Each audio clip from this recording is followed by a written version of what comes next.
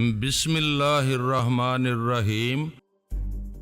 اس دوران وہ گاڑی بھی نزدیک آ گئی تھی۔ ہمارے جو لوگ اس گاڑی میں سوار تھے انہوں نے ہماری کار کو دیکھ لیا تھا اور اپنی کار کو آہستہ کر کے شاید گرد و پیش کا جائزہ لیتے ہماری طرف بڑھ رہے تھے۔ ہماری کار میں ایسے شیشے لگے ہوئے تھے جن کے ذریعے باہر والے ہمیں بالکل نہیں دیکھ سکتے تھے، جبکہ ہم انہیں بخوبی دیکھ سکتے تھے اور اندر بیٹھے ہی بیٹھے ان کے خلاف کارروائی بھی کر سکتا تھا۔ انہوں نے اپنی گاڑی ہمارے کار کے بالکل ساتھ لا کر روک دی۔ وہ چاروں طرف سے بند ایک جیپ تھی۔ سامنے کی نشست پر ڈرائیور کے ساتھ ایک شخص بیٹھا دکھائی دے رہا تھا۔ جیپ کے عقبی حصے میں بھی کوئی تھا یا نہیں یہ ہم نہیں جان سکے تھے۔ ہماری کار کے ساتھ جیپ روک کر ڈرائیور کے ساتھ بیٹھے ہوئے شخص نے کار کے اندر دیکھنے کی کوشش کی، لیکن وہ اس طرح کچھ دیکھ نہیں سکے تو دونوں اپنی اپنی طرف کا دروازہ کھول کر جیپ سے باہر نکل آئے۔ ان دونوں کی کمروں سے ریوالور لٹکے ہوئے تھے اور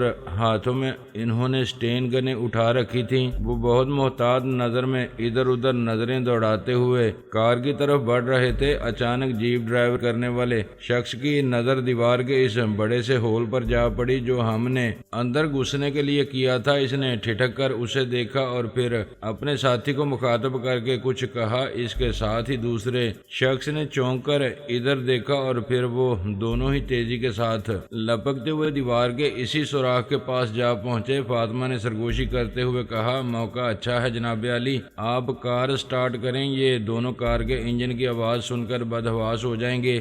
آپ اس بدحواسی سے فائدہ اٹھا کر کار ان پر چڑھا دیں، روند ڈالیں۔ انہیں رحم کھانے کی ضرورت نہیں ہے۔ ان پر دشمن کی تعداد جتنی بھی کم ہو جائے اتنا ہی اچھا ہے۔ میں خود بھی یہی سوچ رہا تھا۔ وہ دونوں نیچے جھکے ہوئے اسی سوراخ کا جائزہ لینے میں مصروف تھے۔ میں نے کار سٹارٹ کر دی۔ توقع کے عین مطابق وہ دونوں کار کا انجن سٹارٹ ہونے کی آواز سن کر ایک ساتھ اچھل کر کار کی طرف پلٹے۔ میں نے کار ان کی طرف موڑتے ہوئے خفیہ خانہ کھول کر فائرنگ والا بٹن دبا دیا۔ دوسرے ہی لمحے ان میں سے ایک لہرا کر نیچے گر پڑا اور دوسرا اچھل کر جیپ کی طرف بھاگا۔ میں نے کار کو ایک دم دوڑا کر اس سے ٹکرا دیا۔ ٹکر لگتے ہی وہ کئی فٹ اوپر اچھل کر دوبارہ نیچے گرا تو کار اسے رونتی ہوئی آگے نکلتی چلی گئی۔ میں نے بریک لگا کر کار روکتے ہوئے مڑ کر جیپ کے عقبی حصے میں نظر ڈالی۔ وہ بالکل خالی پڑا تھا، جس کا مطلب تھا کہ اس جیپ میں بس وہی دونوں آئے تھے۔ فاطمہ بھی جیپ ہی کو دیکھ رہی تھی۔ وہ بولی، یہ دو ہی تھے اس جیپ میں، آئیں دیکھیں کیا گزری ہے ان پر۔ پہلے ہی آبی اور گلزمان نیچے اتر چکے تھے اور میں جب کار سے باہر نکلا تو زمان اس شخص پر جھکا ہوا تھا جسے میں نے کار سے روند ڈالا تھا اور آبی اس کی طرف دوڑا جا رہا تھا جو گولی کھا کر دیوار کے قریب گرا تھا۔ وہ رینگتا ہوا دیوار کے سوراخ سے دوسری طرف نکلنے کی کوشش کر رہا تھا۔ آبی اسے پکڑنے کے لیے ہی اس کی طرف لپکا تھا۔ اس کا آدھا جسم سوراخ کے دوسری طرف جا چکا تھا، کمر سے نیچے کا حصہ ہی باقی رہ گیا تھا۔ آبی نے جھپٹ کر اس کی ٹانگیں پکڑ لیں اور پوری قوت سے جھٹکا دے کر اسے باہر کھینچ لیا۔ اوے جاتا کدھر ہے کتے، تیرا مقبرہ تو ہم نے ادھر بنایا ہے، تو ادھر کہاں جا رہا ہے؟ وہ اسے گھسیٹتے ہوئے بولا۔ اس کے کندھے میں گولی لگی تھی اور زخم سے خون پرنالے کی طرح بہہ رہا تھا۔ اس کے باوجود آبی کی گرفت سے اپنی ٹانگ چھڑا لینے کی جدوجہد برابر کیے جا رہا تھا۔ وہ کئی بار آبی کو اپنی دوسری ٹانگ سے دھکا دے کر گرانے کی کوشش کر چکا تھا۔ اس کی اس حرکت پر آبی طیش میں آ گیا۔ اس نے دونوں ہاتھوں سے اس کی ٹانگ موڑ کر ایک زوردار جھٹکا دیا۔ چٹاک کی آواز کے ساتھ اس کے گھٹنے کا جوڑ کھل گیا اور وہ چیخ مار کر زمین پر کسی پانی سے نکالی ہوئی مچھلی کی طرح تڑپنے اور لوٹیں لگانے لگا۔ آبی دانت پیستے ہوئے بولا، کتے تجھے پتا نہیں ہے، میں ایک لمحے میں آدمی کی ٹانگیں توڑ کر اسے کھڑے ہونے کے قابل بھی نہیں چھوڑتا ہوں۔ اب چلا ٹانگیں اپنی، میں بھی دیکھوں کتنا جوان مرد ہے تو۔ میں نے کہا، اوے آبی یہ کیا کر دیا ہے یار تو نے، اب اسے اٹھا کر کہاں لیے پھریں گے ہم؟ وہ بولا، کہیں لے جانے کی ضرورت بھی کیا ہے، اس ذلیل یہودی کو بوٹیاں کر کے ڈال دیں گے یہیں کتے بلیوں کی خوراک بننے کو؟ نہیں بھائی، یہودی کا گوشت کھا کر اپنے ملک کی بلیاں اور کتے بھی ان کی طرح پاگل ہو جائیں گے، ایسا نہیں کرو۔ آپ بھی بھائی کیوں ان وفاشور جانوروں کی آنکھوں کا سارا پانی مار دینا چاہتے ہو؟ رحم کرو ان مظلوموں پر۔ گلزمان ہنس کر بولا، میں نے کہا کہتا تو یہ ٹھیک ہی ہے یار آبی، یہ واقعی بڑا ظلم ہوگا ان جانوروں پر، لیکن مجبوری یہ ہے کہ انہیں زندہ چھوڑا بھی نہیں جا سکتا۔ اس دوسرے کو دیکھو یار، اس کی سانسیں ابھی چل رہی ہیں یا ٹھنڈا ہو گیا ہے وہ؟ فاطمہ میرے کہنے سے پہلے ہی اس کے پاس جا کر اس کا جائزہ لینے میں مصروف تھی۔ وہ اسے الٹ پلٹ کر دیکھنے کے بعد بولی، مرا نہیں ہے، یہ صرف بے ہوش معلوم ہوتا ہے۔ پھر وہ ایک دم چونک کر کوئی چیز اس کے قریب سے اٹھاتے ہوئے بولی، اوہ جناب علی، یہ وائرلیس سیٹ دیکھیں، یہ آن کیا ہوا ہے، اس کا مطلب ہے یہاں ہونے والی تمام باتیں کسی جگہ سنی جا رہی ہیں۔ میں لپک کر اس کے پاس جا پہنچا اور اس سے وہ سیٹ لے کر دیکھنے لگا۔ وہ واقعی آن تھا، پتہ نہیں اس نے پہلے ہی سے اسے آن کر رکھا تھا یا گاڑی کی ٹکر لگنے کے بعد جھٹکے سے یہ آپ ہی آپ آن ہو گیا ہے۔ میں نے آف کرنے کے لیے الٹ پلٹ کر مختلف بٹنوں کو آزماتے ہوئے کہا۔ فاطمہ نے اسے جلدی سے میرے ہاتھوں سے لے کر پوری قوت کے ساتھ دیوار کے دوسری طرف پھینک دیا اور بولی، جلدی سے یہاں سے نکلیں جناب علی۔ میرا اندازہ اگر غلط نہیں ہے تو دشمن ہماری یہاں موجودگی سے واقف ہو چکا ہے اور اب ہمیں گھیرنے کی کوشش کی جا رہی ہوگی۔ یہ تو بہت برا ہوا گلزمان، اپنے آدمیوں کو اس علاقے سے نکل جانے کا سگنل دو، میں نے گلزمان کو مخاطب کر کے کہا۔ آبی نے پستول نکال کر ان دونوں زخمیوں کے سینے میں عین دل کے مقام پر ایک ایک گولی اتار دی۔ فاطمہ نے 2 انگلیاں منہ میں ڈال کر مخصوص انداز میں سیٹی بجا کر اپنے ساتھیوں کو اپنے مورچے چھوڑ کر واپس چلے جانے کا اشارہ دے دیا اور ہم سب تیزی سے اپنی کار کی طرف لپک پڑے۔ میں ڈرائیونگ سیٹ کا دروازہ کھول کر اندر گھسنے ہی لگا تھا کہ میری نظر اس سیاہ رنگ کی کار پر پڑی جو بہت ہی تیز رفتاری کے ساتھ ہمارے بالکل نزدیک آ چکی تھی۔ میں نے اسے دیکھتے ہی جلدی سے اپنے پستول پر ہاتھ ڈالا، مگر پھر کار کو پہچان کر پستول نکالنے کا ارادہ ترک کر کے اس کار کی طرف بڑھ گیا۔ وہ کار شرافت علی کی تھی، اس میں شرافت علی کے ساتھ خان اور انور کمال تھے۔ منصوبے کے مطابق ان لوگوں کو اس وقت تک فیکٹری کے سامنے والے حصے میں اس موڑ پر رکنا چاہیے تھا جہاں سے ہم اس طرف مڑے تھے، جب تک ہم انہیں سگنل نہ دے کر یہ نہ بتاتے کہ نقب لگ چکی ہے۔ اب ہم اندر گھس رہے ہیں، لہٰذا وہ بھی آ جائیں۔ شرافت علی نے میرے قریب کار روکتے ہوئے کھڑکی سے سر باہر نکال کر کہا، جلدی سے نکل چلو جیلانی، دشمن کو شاید ہمارے ارادے کا علم ہو چکا ہے۔ میں نے فیکٹری کے گیٹ سے کئی گاڑیوں کو نکل کر ادھر آتے دیکھا ہے، 3 گاڑیاں دوسری طرف بھی گئی ہیں، جلدی کرو وہ بس پہنچنے ہی والے ہوں گے۔ میں تیزی سے واپس پلٹ کر اپنی گاڑی میں گھس گیا اور اسے سٹارٹ کر کے آگے بڑھا دیا۔ میرا خیال تھا دشمن جس طرف سے بڑھ رہا ہے ہماری طرف ہم اس کی مخالف سمت سے نکل جائیں گے، مگر یہ میرا خیال تھا جو بالکل غلط ثابت ہوا تھا۔ ہم تھوڑی ہی آگے بڑھے تھے کہ سامنے سے آتی ہوئی 3 گاڑیوں کو دیکھ کر میں اپنی کار کے بریک پر پاؤں کا بوجھ ڈالنے پر مجبور ہو گیا۔ شرافت علی نے اپنی کار میری کار کے ساتھ لگا کر مجھے آواز دے کر کہا، جیلانی فائرنگ کرتے ہوئے ان سے کترا کر نکلنے کی کوشش کرو، پیچھے جانے کا راستہ نہیں ہے۔ ٹھیک ہے، تم اپنی گاڑی میری گاڑی کے ساتھ ہی رکھو، ہم دونوں ایک ساتھ ان پر راکٹ فائر کریں گے، میں نے چلا کر کہا۔ ہم دونوں کی گاڑیاں یوں ساتھ ساتھ چل رہی تھیں جیسے دونوں شانے سے شانہ ملا کر آگے بڑھ رہے ہوں۔ دشمن نے بھی ہمیں اس طرح آگے بڑھتے دیکھ لیا تھا اور ہمارا راستہ روکنے کے لیے اس نے بھی یہی حکمت عملی اختیار کر لی تھی۔ وہ تینوں گاڑیاں بھی برابر ایک ساتھ آگے بڑھنے لگی تھیں۔ ہیڈ لائٹس نہ ان کی گاڑیوں کی روشن تھی اور نہ ہی ہم نے اس کی ضرورت محسوس کی تھی۔ پھر جیسے ہی وہ تینوں گاڑیاں رینج میں آئیں، شرافت علی نے چلا کر کہا، جیلانی دیکھو بچنے نہ پائیں، یہ فائر۔ اس کے فائر کہتے ہی میں نے خفیہ خانے میں ہاتھ ڈال کر راکٹ لانچر کا بٹن دبا دیا۔ دوسرے ہی لمحے ایک زبردست دھماکے کے ساتھ سامنے سے آنے والی 2 گاڑیوں کے پرخچے اڑ گئے۔ وہ مارا، فاطمہ نے خوشی سے چلا کر زوردار نعرہ لگایا۔ 2 گاڑیوں کا حشر دیکھ کر تیسری گاڑی ایک جھٹکے سے رک گئی اور اس میں سے لوگ نکل کر ادھر ادھر ٹیلوں کے پیچھے چھپنے کے لیے دوڑ پڑے۔ میں اپنی گاڑی دوڑاتا ہوا آگے بڑھتا رہا۔ آبی نے پچھلی سیٹ سے چلا کر کہا، شرافت علی اپنی گاڑی پیچھے موڑ رہا ہے۔ میں نے سر گھما کر پیچھے دیکھا، شرافت علی اپنی کار کو واپس موڑ چکا تھا۔ اس نے پیچھے سے آنے والی گاڑیوں کو نزدیک آتے دیکھ لیا تھا اور اب پلٹ کر ان پر بھی وہی حربہ آزمانا چاہتا تھا، شاید جو ہم نے سامنے سے آنے والوں پر آزمایا تھا۔ میں نے بھی اس کی مدد کے لیے اپنی کار کو ادھر موڑنا چاہا، مگر سامنے سے دو اور کاروں کو اپنی طرف بڑھتے دیکھ کر میں نے اپنا ارادہ ترک کر کے گاڑی وہاں روک دی۔ فاطمہ چونک کر بولی، اوہ جناب علی، دو گاڑیاں اور آ رہی ہیں سامنے، یہ لوگ یوں نہیں نکلنے دیں گے، ہمیں باقاعدہ مقابلہ کرنا پڑے گا ان سے۔ اس نے اسٹین گن اٹھا کر اپنی طرف کا دروازہ کھولا اور تیزی سے کار سے باہر نکل گئی۔ اس کے اترتے ہی آبی اور گلزمان بھی اپنی اپنی اسٹین گنیں سنبھال کر کار سے اتر گئے تھے۔ میں نے ڈیش بورڈ کا وہ خفیہ خانہ کھول لیا جس میں اس کار کے خفیہ میکینزم کو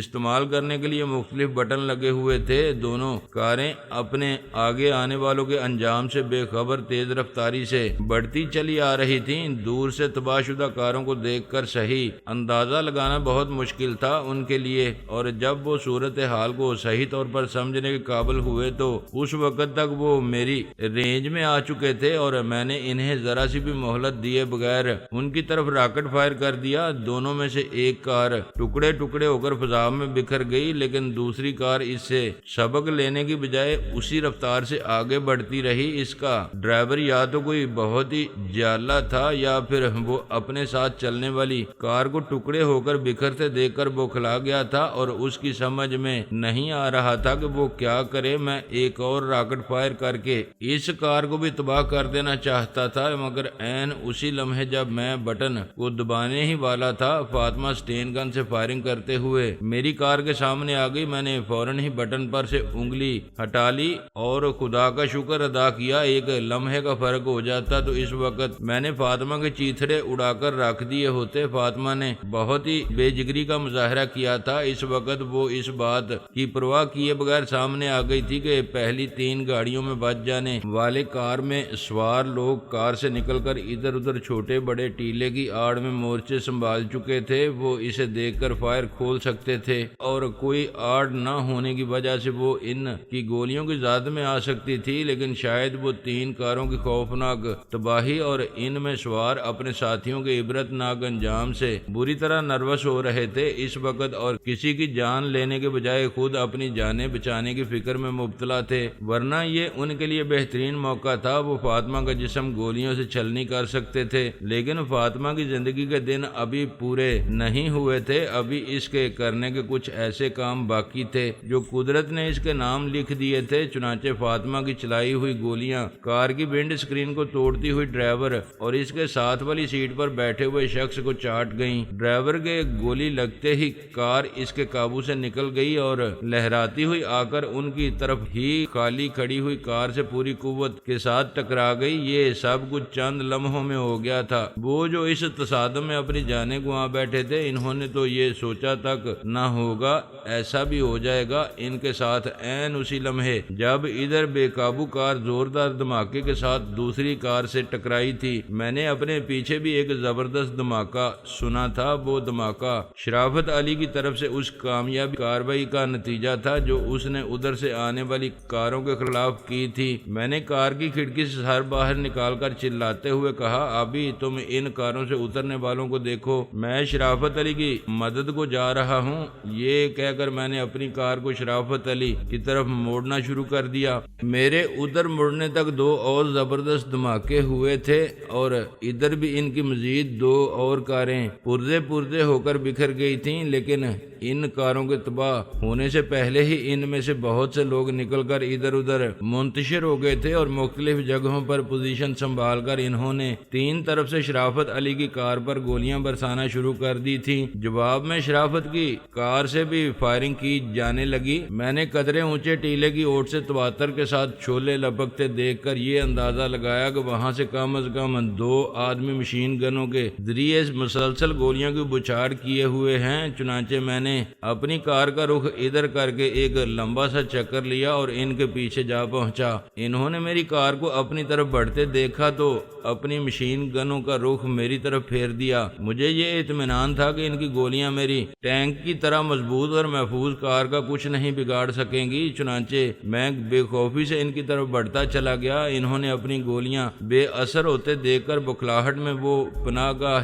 چھوڑ دی اور اٹھ کر میری کار پر گولیاں برساتے ہوئے اس ٹیلے کے اوپر چڑھتے چلے گئے جہاں موت ان کی گھات میں بیٹھی تھی۔ وہ جیسے ہی اوپر پہنچے، شرافت علی کی کار سے چلائی جانے والی گولیوں نے ان کا استقبال کیا اور وہ کسی کٹے ہوئے شتیر کی طرح الٹ کر پیچھے جا گرے۔ میں نے ان کے گرتے ہی کار کو دوسری طرف موڑ دیا۔ ادھر مڑتے ہی مجھے ایک اور شخص دکھائی دے گیا جو بڑے سے پتھر کے پیچھے لیٹا شرافت علی کی کار کی طرف گولیاں چلا رہا تھا۔ اسے دیکھتے ہی میں اس پر چڑھ دوڑا۔ وہ اپنے کام میں اس قدر منہمک تھا کہ اسے میری کار کا پتہ ہی نہیں چلا۔ گولیوں کی مسلسل تڑا تڑ کا اتنا شور تھا کہ کار کی آواز کا سنائی دینا مشکل ہی تھا۔ وہ اس وقت چونکا جب کار بالکل اس کے سر پر جا پہنچی اور بچنے کا وقت ہی نہیں رہا تھا اس کے پاس، لہذا کار اس کی دونوں ٹانگوں کو رونتی ہوئی گزر گئی۔ اس کی دردناک چیخ سے ظاہر ہوتا تھا کہ اس کی دونوں ٹانگیں ٹوٹ چکی ہیں۔ میں نے